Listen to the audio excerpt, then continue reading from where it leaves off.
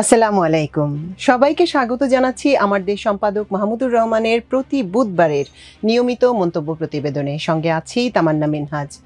মাহমুদুর রহমানের আজকের মন্তব্য প্রতিবেদনের শিরোনাম নির্বাচন আয়োজনে সরকারের প্রস্তুতি নিয়ে শঙ্কা।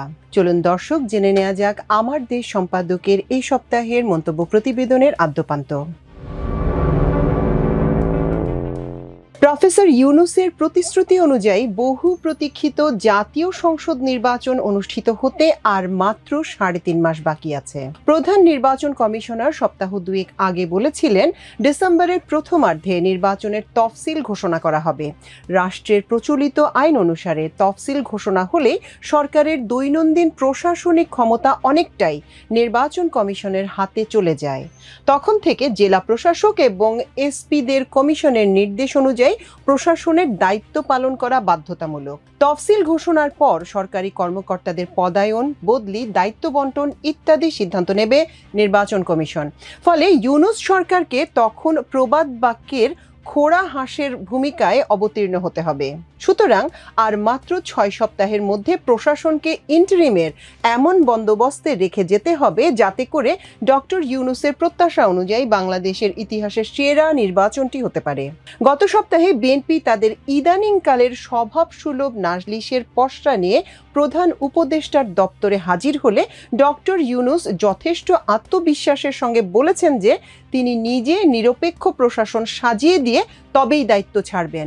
কিন্তু সরকারের গত 14 মাসের প্রশাসন চালানোর ভালো মন্দ অভিজ্ঞতার আলোকে জনগণের বোধহয় তেমন একটা আশাবাদী হওয়া সহজ নয়।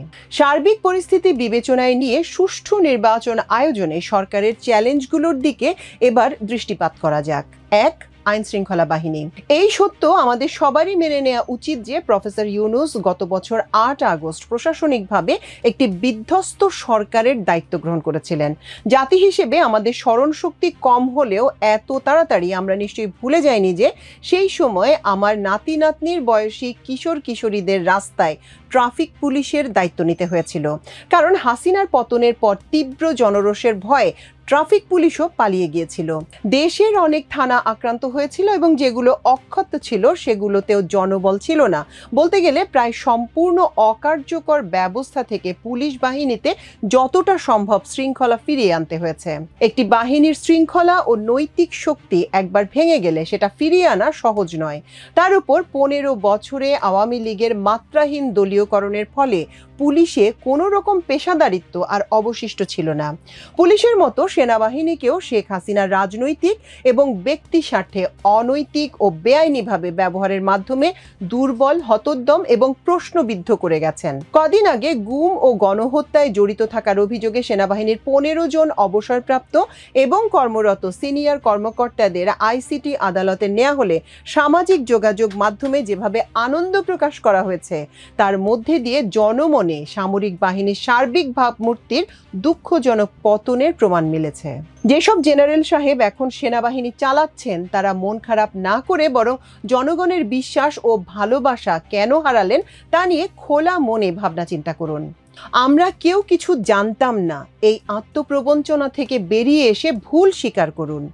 যাই হোক, নৈতিক বল ও জনগণের আস্থা হারিয়ে ফেলা উদ্যমহীন আইন শৃঙ্খলা রক্ষাকারী বাহিনী কতটা সাহস, পেশাদারিত্ব, নিরপেক্ষতা ও দেশপ্রেম নিয়ে আগামী নির্বাচনে তাদের উপর অর্পিত দায়িত্ব পালন করতে পারবে এ নিয়ে আমি শঙ্কামুক্ত হতে পারছি না। 2. ফ্যাসিস্ট দোসরদের সহিংসতা। দিল্লির আশ্রয় থেকে শেখ হাসিনা এবং ভারতে পলাতক অন্যান্য ফ্যাসিস্ট রাজনীতিবিদ, পুলিশ, সামরিক ও বেসামরিক কর্মকর্তা গত 14 মাসে বাংলাদেশে সহিংসতা সৃষ্টি করে সরকারকে অকার্যকর করার জন্য সব ধরনের উপায় চেষ্টা করে চলেছে। দেশে অবস্থানরত তাদের সমর্থকরা কেবল যে অন্তর্বর্তী সরকারের কাজে বাধা সৃষ্টি করছে তাই নয়, তারা নিশ্চিতভাবে আসন্ন নির্বাচনও হয় ভণ্ডুল কিংবা নিদেন পক্ষে প্রশ্নবিদ্ধ করার আপ্রাণ চেষ্টাও চালাবে। জুলাই বিপ্লবের পরবর্তী সময়ে এত বিপুল সংখ্যায় ফ্যাসিস্ট সরকারের চিহ্নিত সহযোগীদের নিরাপদে দেশ ত্যাগ করে ভারতে ঘাঁটি গাড়তে দেয়াটা ইউনূস সরকার এবং নিরাপত্তা বাহিনীর এক বিশাল ব্যর্থতা। অহেতুক রক্তপাত এড়াতে শেখ হাসিনাকে ভারতে চালান করে দেওয়ার সপক্ষে নানা ধরনের যুক্তি উপস্থাপন করা গেলেও ফ্যাসিবাদের সহযোগী খুনি ও দুর্নীতিবাজ রাজনীতিবিদ এবং সামরিক ও পুলিশ কর্মকর্তাদের এভাবে সীমান্ত পার করার সিদ্ধান্ত বাংলাদেশের নিরাপত্তার জন্য বিরাট ঝুঁকি তৈরি করেছে। ১.৫ দশকে দেশকে যারা ধ্বংস করেছে তাদের শত্রু দেশে পালিয়ে যাওয়ার সুযোগ যেসব ক্ষমতাবান করে দিয়েছেন তাদের দেশপ্রেম নিয়ে প্রশ্ন ওঠাটা খুবই স্বাভাবিক এবং যুক্তিসঙ্গত। অনেকেই সন্দেহ পোষণ করেন যে সাম্প্রতিক সিরিজ অগ্নিকাণ্ডে উপরোক্ত পলাতক অপরাধী গোষ্ঠী এবং তাদের এদেশীয় দোসরদের যোগসাজশ রয়েছে। তার উপর প্রতিদিন নিত্য নতুন দাবিনামা নিয়ে বিভিন্ন গোষ্ঠী মাঠে নেমে সরকারকে একেবারে ব্যতিব্যস্ত করে ফেলেছে। ডক্টর ইউনূস বুঝতে পারছেন কিনা জানি না, এসব বিশৃঙ্খলা ও সহিংসতা প্রতিরোধ করে একটি গ্রহণযোগ্য নির্বাচন অনুষ্ঠান করতে তার সরকারকে বিশেষভাবে বেগ পেতে হবে। ৩. প্রশাসনের অসহযোগিতা। শেখ হাসিনা সর্বব্যাপী দলীয়করণের মাধ্যমে রাষ্ট্রের সব প্রতিষ্ঠান যে চরমভাবে কলুষিত ও অকার্যকর করে গেছেন সে বিষয়ে প্রথমেই উল্লেখ করেছি। বর্তমান সরকার ১ বছরে প্রশাসনকে কতখানি দল নিরপেক্ষ করতে সক্ষম হয়েছে তা নিয়ে যথেষ্ট সংশয় রয়েছে। তার উপর প্রশাসনের গুরুত্বপূর্ণ সব জায়গায় একেবারে নিজেদের লোক বসানো নিয়ে আগামী নির্বাচনে প্রধান দুই প্রতিদ্বন্দ্বী দল বিএনপি ও জামায়াতে ইসলামের মধ্যে তুমুল প্রতিযোগিতা চলছে। বাংলাদেশের নির্বাচনী কালচার হলো সব প্রার্থী চান যেন জেলার ডিসি এবং এসপিরা তাদের কথা শুনে চলেন এবং থানার ওসি যেন নির্বাচনে কারচুপি করতে সহায়তা করেন। একদিকে ফ্যাসিবাদের রেখে যাওয়া অসৎ কর্মকর্তা, অন্যদিকে দলীয় ভাবধারায় কলুষিত প্রশাসনকে দিয়ে নির্বাচন কমিশন কোন জাদুমন্ত্র প্রয়োগ করে একটি নিরপেক্ষ ও বিতর্কহীন নির্বাচন করতে সক্ষম হবে সেটা বিলিয়ন ডলারের প্রশ্ন। পরিচিত অনেক উপদেষ্টা এবং সিনিয়র কর্মকর্তার কাছ থেকে রাজনৈতিক চাপের যেসব কাহিনী শুনি তাতে দেশের ভবিষ্যতের কথা ভেবে শঙ্কিত হই। অতীতের অভিজ্ঞতায় দেখেছি যে আমলাতন্ত্র সম্ভাব্য বিজয়ী দলকে নির্বাচনের আগে থেকেই নানা ধরনের সুযোগ সুবিধা দিয়ে খুশি রাখতে চায় যাতে নতুন সরকার গঠনের পর তাদের চাকরি করতে সুবিধা হয়। ডক্টর ইউনূস তথাকথিত লেভেল প্লেইং ফিল্ড তৈরি করার জন্য নিজে দায়িত্ব নিয়েছেন। আমরা তার সফলতা কামনা করি। আওয়ামী অঞ্চলে নির্বাচনকালীন নিরাপত্তা প্রদান। গোপালগঞ্জের কথাই ধরা যাক, ফ্যাসিস্ট সরকারের পতনের পর থেকে এখন পর্যন্ত শেখ পরিবারের দুর্গে অন্তর্বর্তী সরকারের নিয়ন্ত্রণ পুরোপুরি প্রতিষ্ঠা করা গেছে এমন দাবি সম্ভবত খোদ স্বরাষ্ট্র উপদেষ্টাও করতে পারবেন না। গত বছর আগস্টের পর সেখানে আওয়ামী সন্ত্রাসীরা বিএনপির স্থানীয় নেতাকর্মীদের কুপিয়ে হত্যা করেছে, সেনাবাহিনীকে আক্রমণ করে তাদের গাড়ি পোড়ানো হয়েছে। এনসিপির তরুণ নেতারা দেশব্যাপী কর্মসূচির অংশ হিসেবে গোপালগঞ্জ সফরে গেলে পলাতক হাসিনার নির্দেশে তাদের হত্যা করার জন্য রীতিমতো ঘোষণা দিয়ে ও পূর্ব প্রস্তুতি নিয়ে সম্মিলিতভাবে আক্রমণ করা হয়েছে এবং এসপি ও ডিসির অফিস সহ অন্যান্য সরকারি স্থাপনায় একাধিকবার আগুন দেওয়া হয়েছে। শুধু গোপালগঞ্জেই নয়, পার্শ্ববর্তী আওয়ামী লীগ সমর্থিত জেলাতেও নির্বাচনী এলাকার সীমানা নির্ধারণ সংক্রান্ত বিরোধে হাজার হাজার মানুষ থানা আক্রমণ করে পুলিশের গাড়িতে আগুন দিয়ে এমন তাণ্ডব করেছে যে প্রশাসনিক কর্মকর্তারা পালিয়ে প্রাণ বাঁচিয়েছেন। এসব পরিকল্পিত ধ্বংসযজ্ঞ সম্পর্কে আগাম কোনো সতর্ক বার্তা জানাতে সরকারের গোয়েন্দা সংস্থাসমূহ নিদারুণ ব্যর্থতার পরিচয় দিয়েছে। গোপালগঞ্জের মতো কট্টর আওয়ামী সন্ত্রাসী অধ্যুষিত জেলার সংখ্যা অন্তত আধা ডজনের কম হবে না বলেই আমার ধারণা। শেখ হাসিনা অবশ্যই ভারতীয় ডিপ স্টেটের সহায়তা নিয়ে বিশেষ করে এই জেলাগুলোতে নির্বাচন বানচালের সর্বাত্মক চেষ্টা চালাবে। আমি জানি না সেসব জেলার সাধারণ মানুষ যাতে নিরাপদে ভোটাধিকার প্রয়োগ করতে পারেন এবং নির্বাচন চলাকালে সেখানে আইন শৃঙ্খলা পরিস্থিতি যাতে আয়ত্তে থাকে তার জন্য নির্বাচন কমিশন এবং সরকার আদৌ কোনো আগাম পরিকল্পনা তৈরি করেছেন কিনা। না করে থাকলে সময় কিন্তু দ্রুত ফুরিয়ে যাচ্ছে। গণভোট বনাম সংসদ নির্বাচন বিতর্ক। বেশ কয়েক দফা ঐকমত্য কমিশনের মেয়াদ বাড়িয়েও রাজনৈতিক দলগুলোকে অনেক বিষয়ে ঐকমত্যে আনা সম্ভব হয়নি, তবে দেরিতে হলেও শেষ পর্যন্ত একটি গণভোটের ব্যাপারে তারা একমত হতে পেরেছেন। এখন সেই গণভোট কবে হবে সে নিয়ে গোল বেঁধেছে। বিএনপি চাচ্ছে একই দিনে গণভোট এবং সংসদ নির্বাচন অনুষ্ঠিত হোক, অপরদিকে জামাতের দাবি আগে গণভোট তারপরে জাতীয় নির্বাচন। পিআর নিয়ে জামাতের আরও একটি দাবি রয়েছে। আমি ব্যক্তিগতভাবে অন্তত আগামী নির্বাচনে নিম্নকক্ষে পিআর এর পক্ষে নই। এটি একটি জটিল পদ্ধতি হওয়ায় বাংলাদেশের জনগণকে সেই নির্বাচনী ব্যবস্থার জন্য প্রস্তুত করতে অনেক তর্ক বিতর্ক, ব্যাখ্যা ও প্রশিক্ষণের দরকার হবে। এর জন্য যে সময়ের প্রয়োজন তা আমাদের হাতে আপাতত নেই। কাজেই পিআর দাবি থেকে জামাতের আর দেরি না করে আনুষ্ঠানিকভাবে সরে আসা উচিত। তবে জামাতের অন্য দাবি অর্থাৎ সংসদ নির্বাচনের আগে গণভোটকে আমি অধিক আইনসঙ্গত মনে করি। সব বিবেচনায় গণভোট আগে হওয়াটাই সমীচীন ছিল।